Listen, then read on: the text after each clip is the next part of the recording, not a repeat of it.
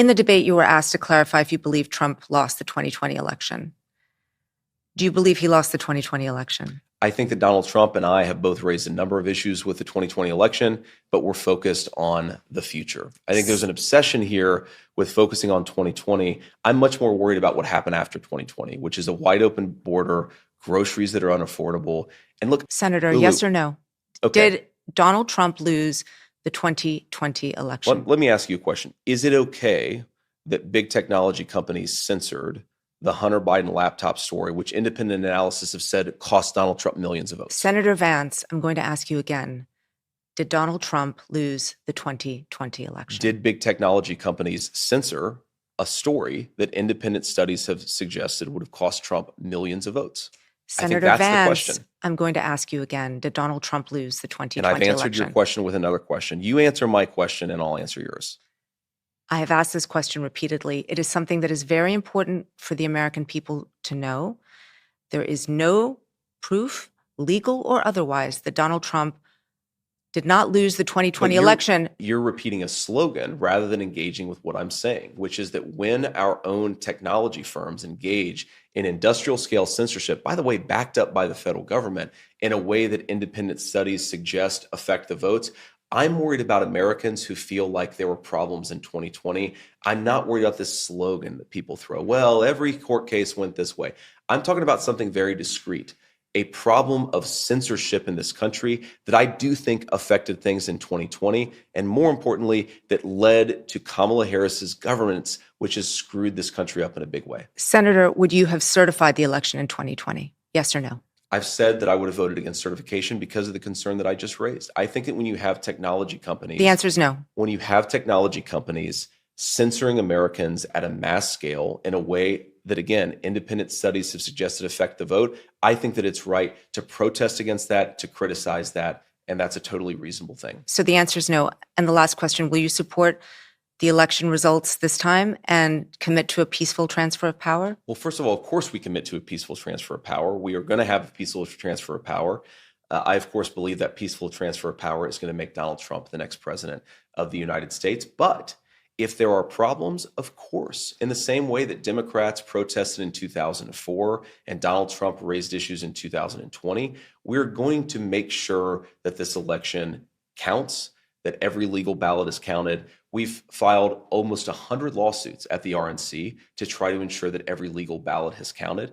I think you would maybe criticize that. We see that as an important effort to ensure election integrity, but certainly we're going to respect the results in 2024, and I feel very confident they're going to make Donald Trump the next president.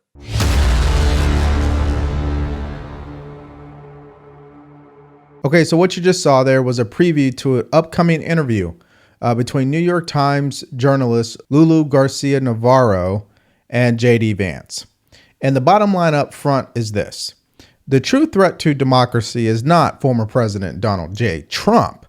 The true threat to democracy is what the Democrats have been doing behind all of this propaganda. Now, we're going to hop into it here, starting with the very first point. When big tech colludes with the government or is coerced by the government, which came out and was exposed by one of the big tech CEOs, and that is Mark Zuckerberg, and he even penned a letter apologizing that he was a part of this. So Mark Zuckerberg called me. First of all, he called me a few times. He called me after the event, and he said that was really amazing. It was very brave, and and he actually announced he's not going to support a Democrat because he can't, because he respected me for what I did that day. I think what I did maybe was to me, it was a normal response. But I was called by Mark Zuckerberg yesterday, the day before, on this same subject, and he actually apologized. He said they made a mistake, et cetera, and they're correcting the mistake. Google, nobody called from Google. What do you have on your hands? You deliberately have Joe Biden and Kamala Harris telling these companies to censor what they don't agree with. Now, we are starting to experience that right now, where they are calling what everybody is saying about Hurricane Helene, all of the criticisms, if they don't agree with it, it is labeled misinformation. The White House is doing this. Kamala Harris is doing this. Joe Biden is doing this. They label it misinformation, disinformation. The administration will also continue to work out, to work out and call out misinformation and conspiracy theories around the storm and federal and state responses. This is wrong, dangerous, and it must stop immediately. You heard the president speak to this just moments ago. Everyone, especially those in positions of power, must do everything they can to encourage survivors to register for assistance, not discourage them by allowing these falsehoods to fester. But these are the same individuals that said that the Hunter Biden laptop was Russian misinformation. But it's the same laptop that was used to convict Hunter Biden. Not just the physical laptop, but the information that was on the laptop. And then let's not forget the lawsuit that Elon Musk is leading, where he sued advertisers for boycotting social media platforms because they don't agree with them politically. You don't want them to advertise? No. What do you mean? If somebody's going to try to blackmail me with advertising, blackmail me with money, go f*** yourself. But Go f*** yourself. Is that clear? I hope it is. Hey, Bob, if you're in the audience. well, let me ask you then. That's how I feel. Don't advertise. And it wasn't like it was just a few. They all got together and purposely boycotted X and Rumble in order to make them go out of business. There's a reason why it's called the First Amendment. It is free speech. Without free speech, none of the other amendments even matter. Because if we can't communicate, how can we truly as a country reach our highest potential and do exactly what the founding fathers had in their mind as a vision for this country? Which leads me to point number 2. When we get away from that, we end up where we are right now, where because they wanted to go down the road of censorship, it has led to an incompetent administration with Joe Biden and Kamala Harris. Just look at the results. If you were to go into any rural county in America, if you were to talk to any person who is living paycheck to paycheck, younger adults who have to get multiple jobs, they will tell you straight up, they are not happy with what the current administration has done. Overall, they don't agree, which is why they have such a low approval rating. And let's not forget how people truly felt about Kamala Harris just 6 months ago. There are reports that say that you have the lowest approval rating of any vice president. Well, there are polls that also say I have great approval ratings. Swing voters don't like Harris. How big a drag is Kamala Harris on the ticket? She's a pretty big drag. I think she was arguably Biden's worst political decision. They don't like her. There's lots of reasons they don't like her. Kamala Harris's approval rating is now at 28%, which is an historic low for any modern vice president. We're hearing it from mainstream media, one outlet after another, one leak after another. That Kamala Harris is the worst vice president ever, the worst politician ever. We don't see the vice president.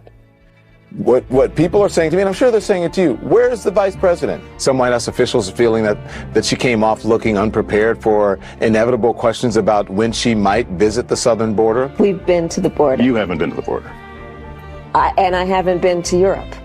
And I don't understand the point that you're making. The point that Lester Holt was making was obvious to anyone else who was watching this interview, which is that the issues at the border are inextricably linked with the portfolio that she's been given. The border is secure. We have a secure border. And it's only through the propaganda and all this time and resources and money that these media companies have been using to make sure Kamala Harris looks like the best candidate that we've ever seen. But there's only one problem. Her candidacy is not based on anything that is authentic. It's all manufactured. You see, they are so obsessed with stopping Donald Trump that they couldn't even focus on getting the best candidate to run for their party. Now, my final point is this, and I think it's just common sense. Imagine you are playing basketball, right? And you guys end up losing the game between your rival. And at the end of the game, you're walking off the court, you're going into the locker room, and now the reporters are flooding in and they're asking you questions. And one of the big questions that they start with you on is, Did you guys lose the game, or did your rival team win the game? Now, after losing the game, how would you react to that? You'd probably look at that reporter and say, "What are you talking about?" And that's exactly how we react when they ask us the question, did Donald Trump lose the election? Well, are we stupid? Joe Biden is the president. And by the way, we felt that we lost the game because of the refs. They didn't let the game end on our terms, right? And when we talk about big tech censorship, when we talk about stories being suppressed, when we talk about the lengths that the Democratic Party went to, you have to say, if this was an actual basketball game, the refs are the reason why the game turned out the way that it did, right? What they want to do is for us to buy into their propaganda so that they can use it to push a narrative. It doesn't matter what we say. The results are what they are. Joe Biden is the current president of the United States. Joe Biden and Kamala Harris assume office January 20th. So you want to hear it said a certain way instead of focusing on some of the lessons that needed to be learned from that election. Like, for example, why are we changing laws at the very last minute? And the only way we're ever going to get back to that vision that the founding fathers had for this country is by calling it both ways. You guys spend all this time trying to expose Donald Trump every step of the way, but you don't hold the same standard for the Democratic Party. And as long as they continue to do that, they will continue to feed the divisiveness in this country. There was just a poll that came out. 52% of Democrats would be angry if Trump was to become president versus 46% of Republicans would be angry if Kamala Harris became president. I think it just comes down to the fact that Democrats are more worried about a Donald Trump presidency than Trump supporters are about a Kamala Harris presidency. So angry if the opposing candidate wins. 52% of Harris voters say they'd be angry if Donald Trump won versus just 42% of Trump voters who say they'd be angry if Kamala Harris was. So I think this is more of a bigger, larger picture. It's not just that the polls are tightening. I think it's just that Democrats, John, are more worried in general about a Donald Trump presidency than the reverse in this particular situation. What does that tell you? It tells you that for Democrats, this is much more serious than it is for Republicans. If she becomes the next president of the United States, my life's not going to end. Your life's not going to end. And this country's not going to end. Will we suffer? Will the country suffer when it comes to the way that we govern? Absolutely. But she can only be president for 4 years, max 8. And if people have not learned their lesson now, and it takes for her to get elected for them to learn their lesson, I guarantee they will. Because that's been the history of our country. The pendulum swings. So when it gets bad enough, Americans vote differently.